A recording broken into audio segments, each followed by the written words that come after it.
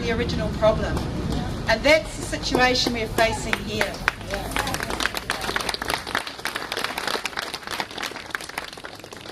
There are so many reasons why extreme caution needs to be exercised to ensure that all the cost, benefits and alternatives are being assessed.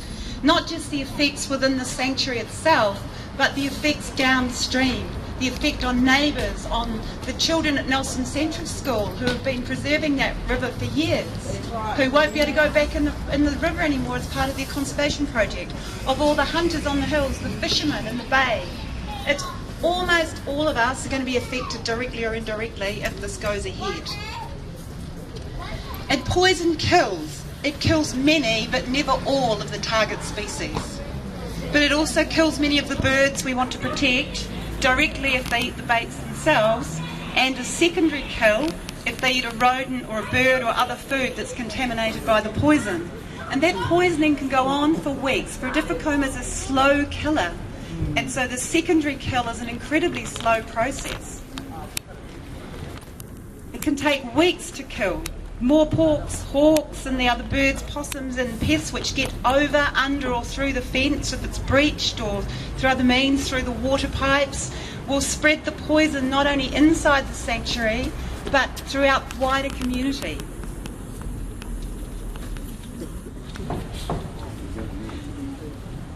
So there's so many effects on so many groups. The others are the dog walkers, people with pets. The effect on dogs, it's so toxic.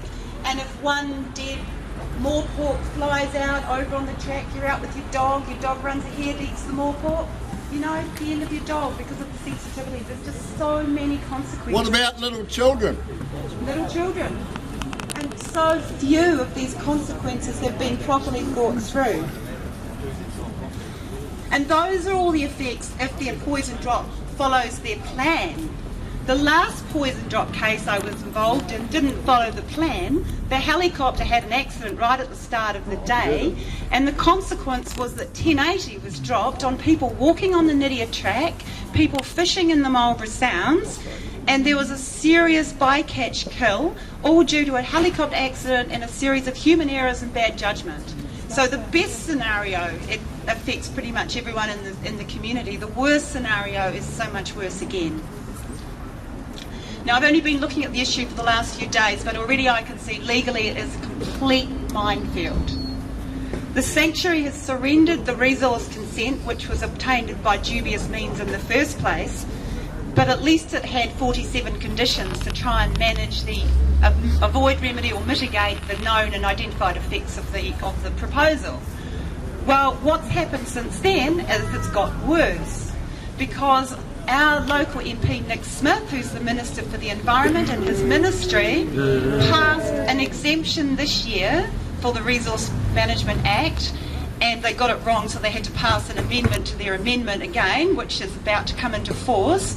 But it is an absolute fundamental change to the Resource Management Act, and it completely excludes the opportunity for public consultation, expert advice or site or case specific independent assessment of any case in future involving brodifacoum within a fenced sanctuary on the North or South Island of New Zealand, of brodifacoum on any island of New Zealand that's not the North or South Island, whether or not it's in a fenced sanctuary. So if you live in Waiheke Island, you've got a vineyard, or you live on D'Urville Island and you've got an eco-tourism business, or you fish there, they can, under Nick's exemption, they can drop brodifacoum as of right without any consultation at all. They're completely exempt from the process. It's just unbelievable legislation. The same for 1080, and it gets worse again because they've got a complete exemption for pre-feeds and for repellents. So anything that anybody chooses to call a pre-feed or a repellent, and you can imagine a farmer that's got a whole stash of toxic waste or effluent somewhere, that might be quite a good repellent for a bit of a pest control program I'm doing. Suddenly it's all fair game. It's just unbelievable legislation. Next, Mr. Turkey. And so that law slipped through, and we're having a serious look at what we can do about that law, because the consent here that was dubious in the first place, at least it had some conditions. Under the new law, there are no conditions. and there's no limit on the concentration of the toxic substances, the form they're disposed, how frequently they're disposed. There's just no control at all. So, as many of us are, how many of us were aware of this law when it was, or of the proposed drop when it was going through the process? I live in Nelson and I'm pretty busy, but I normally keep an eye on these things. I didn't know what was going on, and I'm pretty sure most people didn't. But even if you did, there wasn't really much opportunity to get involved anyway. So it's a problem that's affecting all of our futures, and we haven't had a say. Now, my view of the law is that the law is here for the people, to reflect the views of the people, and that's what a good law should do, and if it doesn't, it needs to be changed.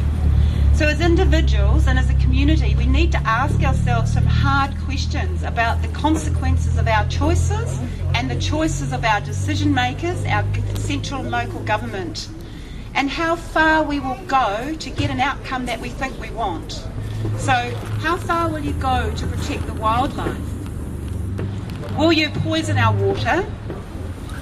What if it stops farmers using their land, stops dog walkers, hunters and fishers?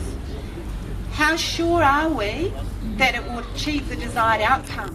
How sure do we need to be before we will risk everything and drop poison on our land?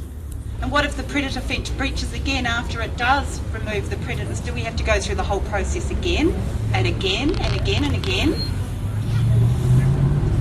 Do we condone our council funding activities without any apparent mandate which will harm our communities and our neighbours, which will cause long-term environmental harm, which will breach wildlife protection laws by knowingly killing protected species such as moorpork, which of itself carries a $250,000 fine, I think it's 2 years in prison.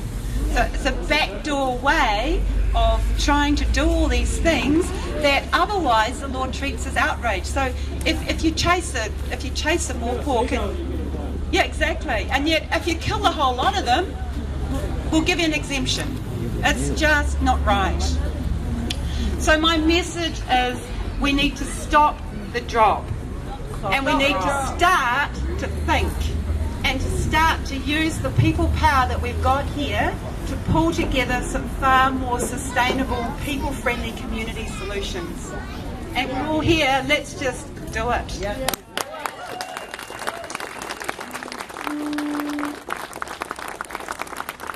Thank you, Sue. I'll be the last speaker.